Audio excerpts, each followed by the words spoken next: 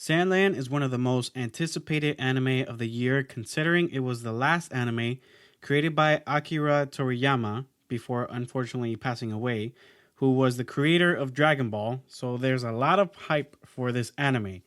But is this anime looking promising for us Christians to watch? Let's get into it.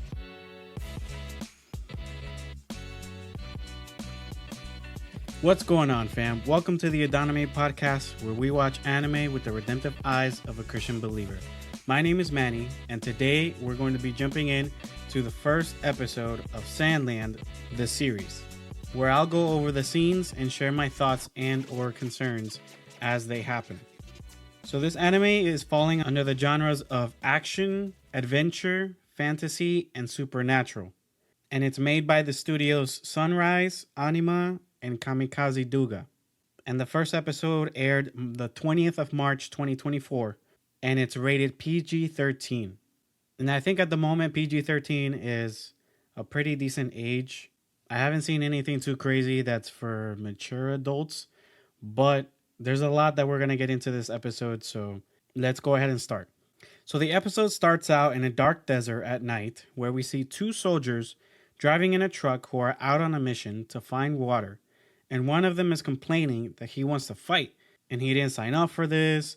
And the other guy is more serious and he doesn't complain, but he tells them they're entering demon territory.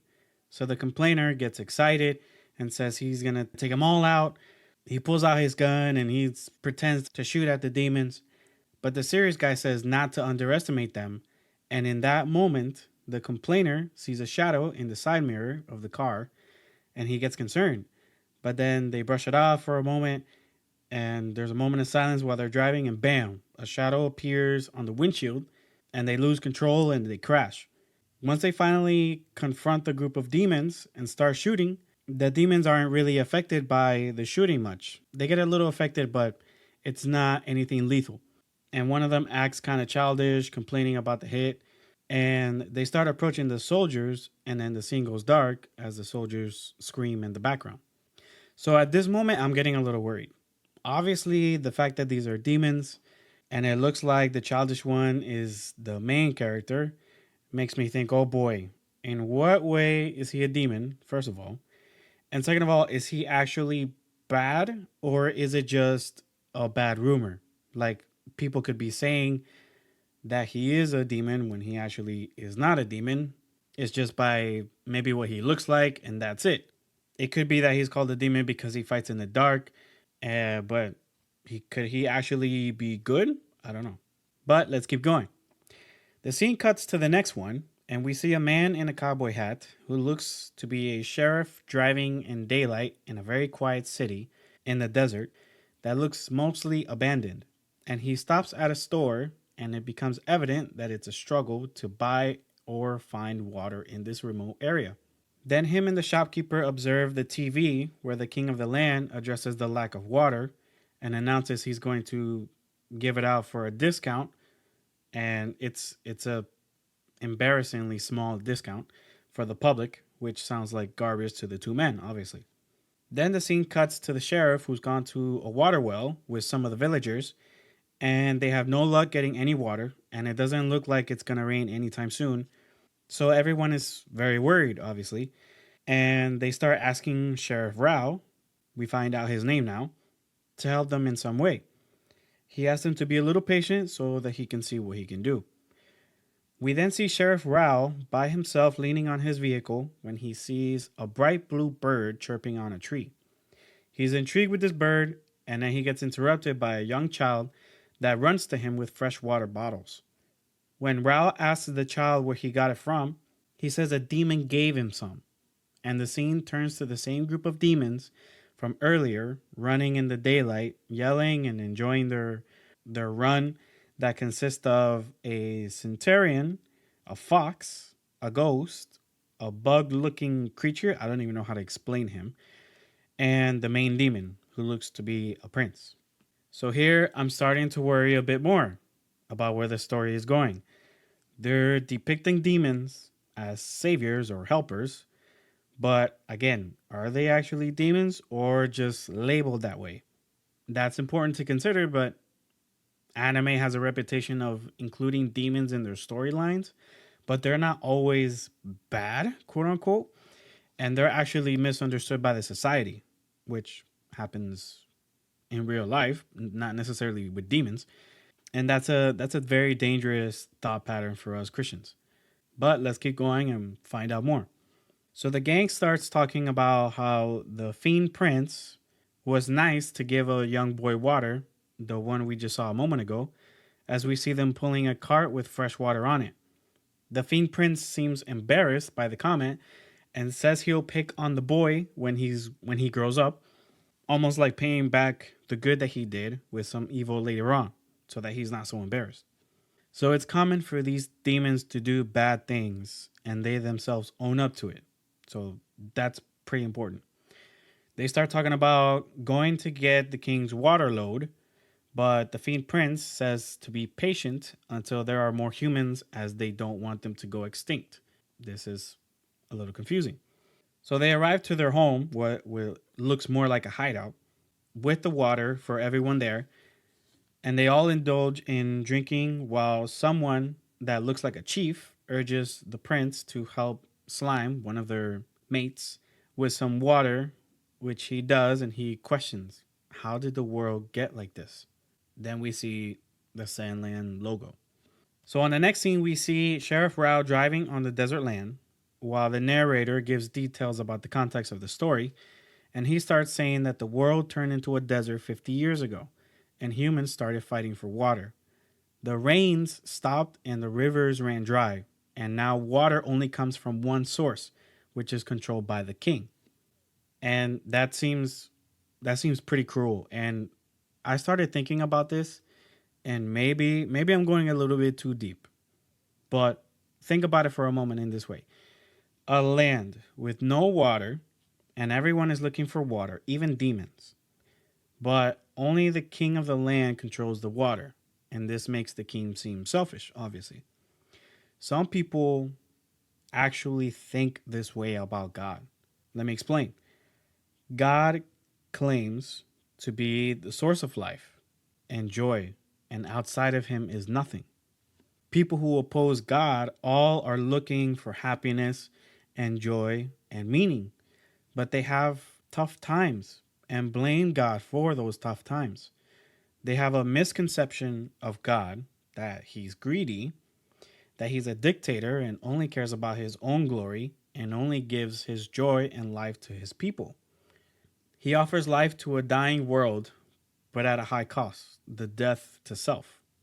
It sounds familiar to the high cost of this king of the land who has the source of water and offers just a little tiny discount, but it's still a very high price. So, this is dangerous thinking because the person opposing God doesn't understand how evil and dead they truly are. They don't see that God is the essence and fountain of everything that is good, and he even gives that person moments of joy. The book of Matthew, chapter 5, verses 43 to 45 says, "You have heard that it was said, 'You shall love your neighbor and hate your enemy.' But I say to you, love your enemies and pray for those who persecute you, so that you may be sons of your Father who is in heaven. For he makes his sun rise on the evil and on the good, and sends rain on the just and on the unjust." So we see here God's present mercy on all people and desires his people to follow his example. They also don't understand that dying to yourself, which is what Jesus requires to follow him for eternal life, means dying to evil because we are born sinful. They think they're good people, but who are we to define what good is? Is not a penalty for a lawbreaker much greater when it's done against someone of high stature? It's not necessarily what you do, but who you do it against. A slap in the face to your brother is not the same as a slap in the face to the King of England. The consequences are very different. Imagine a holy God who is the ruler and King of Kings. How much more a single sin done against a Lord of Lords? And if it were only a single sin, it would be tragic enough. But we sin all the time, whether we notice it or not. We've sinned against a holy God, and a just God has to be just and have us put to death. So we have to understand dying to ourselves is a high cost. But is it that high compared to spiritually dying for eternity? In order for a dirty cup to be used to drink, you have to clean it inside and out. Remove all the bad in order to pour clean water in it. We have to deny our sinful flesh, our desire to only please ourselves, where we have made ourselves the God that we serve, and instead throw it all away and take in the water that God gives that is truly good, where we experience a rebirth and we are born again. We die to ourselves so Jesus can revive us from the dead. Jesus paid the price for our sins on the cross with his blood and died and went into the tomb and invited us into the tomb with him so that we can also die to ourselves and be raised again just like him. God is not an evil dictator. He commands us to worship because that is where we find freedom and joy. When we put our eyes on Jesus and not ourselves, we are free from the pains and worries of this world. Why would God keep us from that? But people think, oh, he's a worship hog because he's selfish. No, he's commanding us to drink from the fountain of life. Why would he not command us to do what's best for us, to experience life? His commandments are not burdensome. They come from a good God who loves you and wants the best for you. So if you decide to reject God, don't mistakenly reject him because of a misconception, because those who know God also reject that misconception. We reject that misconception. When you see God for who he truly is and do your own research and read for yourself, you'll see how he doesn't fit the misconceptions. He truly is the definition of love, but you have to experience it for yourself. So on that note, I just wanted to drop that. Let's continue on with the anime, but honestly, I really hope they don't imply all the things I just mentioned, but let's get back into it. So now we see some of the gang of demons playing video games with the Fiend Prince, and they hear the sheriff pull up in his vehicle. He nervously looks out at their hideout and introduces himself and says he needs their help. The Fiend Prince jumps in front of him and says he has guts to approach their hideout, and Rao asks if he's in charge, to which the Fiend Prince replies that the great King Lucifer is in charge, and he introduces himself as Beelzebub, the demon prince. And now I'm like, crap. Why? Why did they have to do this? It's frustrating because it's an anime from the same writer as Dragon Ball, and I want to like this anime. But really? Lucifer and Beelzebub? And Beelzebub is the protagonist of the show and most likely going to be portrayed as a hero. And for those that are unaware, Beelzebub is referred to in the Bible as the Prince of Demons. So at this point, I am on my freaking toes.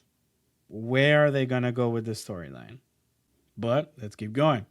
Sheriff Rao then explains that he needs help finding the legendary spring and believes it's somewhere in the desert, and explained he saw a bright blue bird, which he called a waterfinch, and it feeds on freshwater fish, and since they nest in the north, that must mean they're going south for a spring with fish in it.